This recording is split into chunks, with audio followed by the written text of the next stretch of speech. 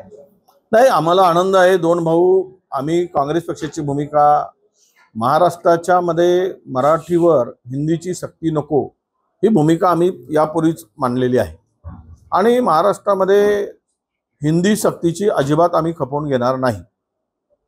आणि ते एक पहिली ते 5वी पर्यंत तर अजिबात नको, 6वी नंतर आहेच ते मुळात आम्ही अनेक वर्षापासून सुरू आहे। आता राहिला विषय दोन भाऊ एकत्र येऊन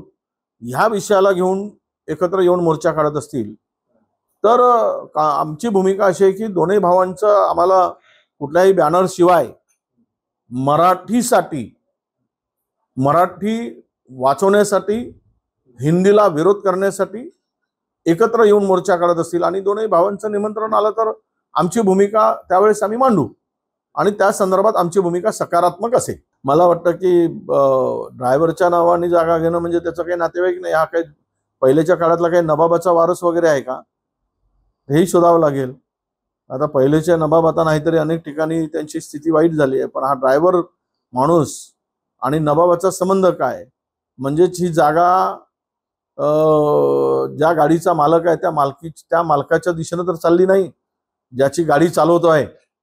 हाही सुद्धा या संदर्भात आम्ही पत्र देऊ आणि चौकशी करायला लावू सरकारला की मला वाटतं की ड्रायव्हर मालक आहे की गाडीचा मालक आहे, हे कोणाच्या नावाने ती जागा पुढे सरकणार आहे याचा शोध घेतला पाहिजे। आणि अशा पद्धतीनं मोक्याची 100 कोटीच्या जागा जर ड्रायव्हरला दान देत असतील तर नवाबाकडे सगळेच महाराष्ट्रातले मुस्लिम जाऊन लाईनीत उभे होतील की आम्हाला पण दान द्या म्हणून। पवारसाहेबांची भूमिका ते त्यांची स्वतंत्र भूमिका आहे, आता त्यांनी त्यांची भूमिका मांडली असेल, पण मला तरी असं वाटतं की त्यांनी बिना मराठी म्हणून मराठीच्या अस्मितेसाठी मराठी वाचवण्यासाठी हिंदीच्या सक्तीला विरोध करण्यासाठी जर हे दोन्ही बंधू एकत्र येत आहेत तर याचा निश्चितपणे आम्हाला आनंद आहे आणि या निमित्तानं जरी पुढचं पाऊल टाकलं जात आहे दोन भावांच्या एकत्रीकरणाचं तर त्या संदर्भात आमची भूमिका अगदीच त्यांच्या समर्थनार्थच आहे असं मी मानेन। मुळात विषय एवढाच आहे की त्या मोर्चात आम्ही जायचं की नाही, तर बिना झेंड्याचा मोर्चा आहे का, बिना बॅनरचा मोर्चा आहे का, पक्षाचं बॅनर असेल तर ते शेवट पक्षीय बंधनं येतात, पण हिंदीचा विरोध म्हणून सगळ्यांनी जर एकत्रपणे येण्याचं ठरवलं आहे आणि दोन भावांनी पुढाकार घेतला आहे तर त्या संदर्भात आम्ही मात्र सकारात्मकतेने विचार करू। नाही, कालच मला फोन आला होता बाळा नांदगावच्याकडून आणि तुम्ही मोर्चात या अशी त्यांनी माझ्याकडे म्हणजे फोनवर विनंती केली आणि राजसाहेबांचा स्वतंत्र असा निरोप आहे हेही त्यांनी सांगितलं।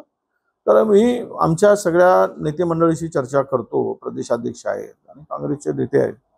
त्याबरोबर चर्चा करून आम्ही तो निर्णय घेऊ।